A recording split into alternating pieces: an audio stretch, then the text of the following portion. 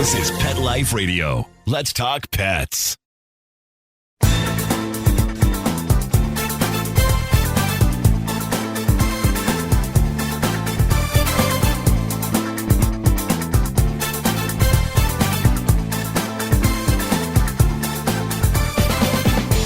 Hi everybody, Cheryl Kay from Unleashed, and today it's just me. And I want to tell you a story about an experience I recently had, and maybe together we could sort through this. As you know, a couple of months ago, I put down my last kitten, 19 years. I had her since she was, a kitten. And coming into a different stage of life, I wanted a different kind of companionship, and I decided I wanted a dog. I have never been without a pet. My parents had a dog a year before I was born, and up until the time that I had to put Cheyenne down in March, I was without a pet. So, as I like to say, I was literally tripping over nothing. But, when you live with a pet, you kind of understand the way you walk. But I decided I wanted a dog. And I had it all in my head, the kind of dog I wanted. And I wanted a dog that I could eventually do agility with. I love those agility YouTubes. And, I wanted to do something to be a partner with the dog. This dog was going to be my health plan, my companion. And so I set out getting my home together to accommodate a dog. And then I didn't think I could really do a shelter. I've never been to a shelter. I didn't think I'd be able to handle it emotionally. So I wanted to look for a rescue and with fosters. And the reason I wanted to do that is I have been watching my friends' cats and dog, and, they want to reciprocate. So it has to be an animal that gets along with other dogs and not necessarily buddies with cats, but certainly not an aggressive dog. When the dog lives with a foster, they kind of have an understanding and a little bit about the personality. So that's what I set out to do. And I looked at a few different types of dogs that really weren't suitable for me and for where I lived. My vision was different than what reality might be. And I came across one dog, and just the cutest, most beautiful dog. And I applied, and I didn't hear anything. I reached out. They wanted references, 3 references, and your veterinarian's phone number, which is fine. My previous vet passed away, but I have another vet that was highly recommended, and I will be using him. But of course, references. Days went by. I never heard anything. And then I would make a phone call. Long and short of it is every correspondence was me reaching out to them, either not getting a return call or them texting me with some this, some that. This went on for over 3 weeks. And now I'm supposed to have a meet and greet. And at first they said, well, this dog pulls. So the dog pulls. I don't expect any dog that is going to be rescued to be the perfect dog, that wouldn't need some training. So I said, I have the means and I have the patience. And because of my podcast, I have the ability to reach out to veterinarians and trainers. So we overcame that. So now I'm going to go. And it was an hour ride to a meet and greet. And they told me I could have the dog if the meet and greet went well. Well, I didn't hear. I don't know where I'm going. I have no address, blah, blah, blah. So finally, she contacts me after, somebody's phone isn't working. We constantly keep missing each other. It was a nightmare. And it's very frustrating because, I really want the dog. So I'll play the game because I really want the dog. And then I find out it was a foster failure the night before I'm supposed to get the dog. But I have another dog for you. I said, okay, send me a picture of the dog because a friend of mine has convinced me to go to a shelter tomorrow. And I want a dog. I'm not going to wait around. So show me what you have. She said, I don't have a photograph. I'll send it to you tomorrow. Well, ladies and gentlemen, it is 12 days later, and I haven't heard from her since. And I don't know if you've had experience like that. It's very disheartening. But the best thing is I did go to a shelter and I did meet the dog of my dreams. Not especially the dog that I thought I would get, a lot bigger, a lot younger, but every bit the dog that I need. And I'm very, very happy about that. And her name is Tilly McGee, and I'm going to post her on my site and on my Facebook page. But during this time that I was ignored by the rescues, I mean, and you pay a lot of money at these rescues. It all goes to a good cause because they fix the animal, all the shots, everything. So, I mean, it wasn't about the money. It's just about either they're overworked, don't have enough help. I don't find that they have too many dogs because the dogs live with the fosters. But I felt like a bride. I had my dress, no groom. And that's why this segment to me, it's harder to find a good dog than a good man. I have put in so many applications. The last applications I put in was last Saturday, and I was told I'll hear something between 7 and 10 days. Well, guess what? Today is 10 days. I haven't heard anything. I just find it so frustrating because there are so many good organizations and rescues out there. But on one hand, from talking to people, some of these rescues really need to, get their act together because they have great questionnaires.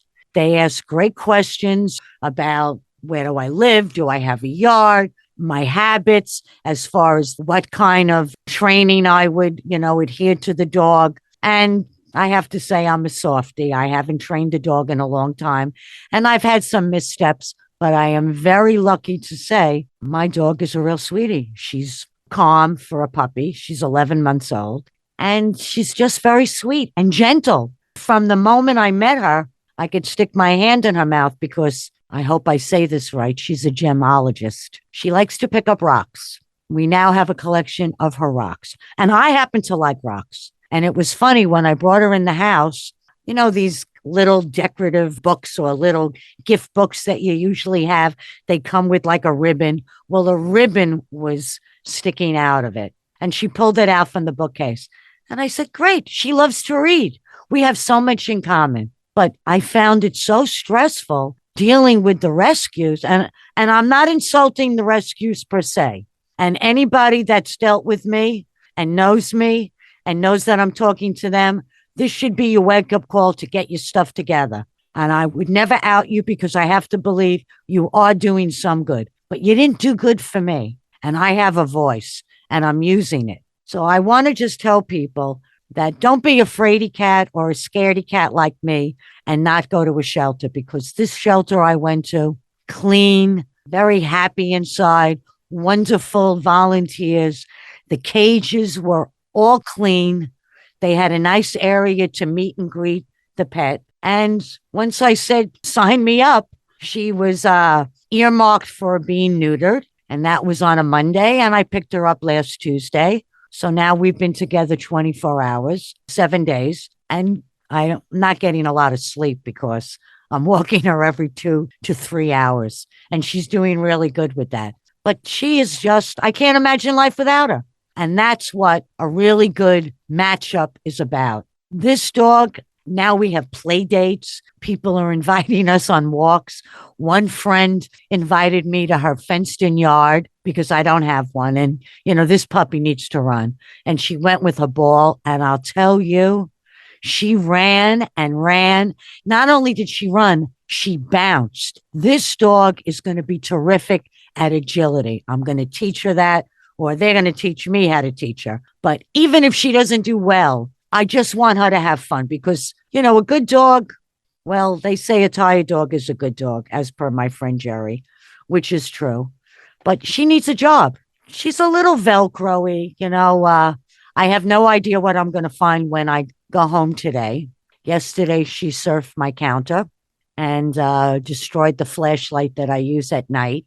I don't know where the batteries are. I don't want to think where the batteries are, but she seems healthy. So I'm hoping they rolled someplace that I haven't seen them yet. Maybe I'll have to get a magnet and that would help. And this morning she tore apart a wicker trivet, that you put hot plates on, and may it rest in peace. So, she's venturing out. She knows toys. She loves squeaky toys. She loves toys that are fabric. And the other day we went to the beach, just a neighborhood beach. It's actually a dog park, but it's got some sand and rocks and water. She's very friendly to other dogs. but she's a toddler. I mean, she's 11 months old. After about 45 minutes, she relaxed. She dug a hole in the sand and she just laid there. Then she got up and she played lifeguard, but I definitely will bring her back. She's my new companion. She completes me. And that's what I want. She's everything I never thought I needed, but I want. And I really, at the end of the day, do need her. She's great in the car.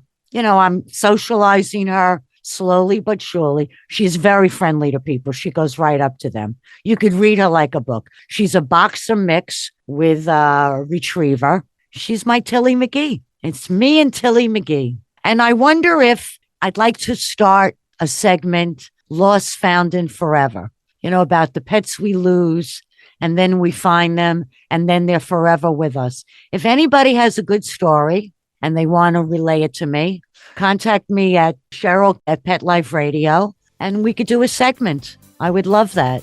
But meanwhile, I'm going to leave now because Tilly has been alone too long. And I want to thank you for listening. We're going to take one small break and I'll be right back after commercial.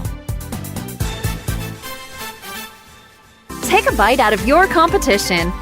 Advertise your business with an ad in Pet Life Radio podcasts and radio shows.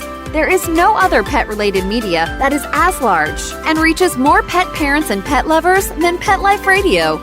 With over 7 million monthly listeners, Pet Life Radio podcasts are available on all major podcast platforms, and our live radio stream goes out to over 250 million subscribers on iHeartRadio, Odyssey, TuneIn, Stitcher, and other streaming apps. For more information on how you can advertise on the #1 pet podcast and radio network, visit PetLifeRadio.com/advertise today. Let's talk pets. Let's talk pets On Pet Life Radio. Pet Life Radio. PetLifeRadio.com.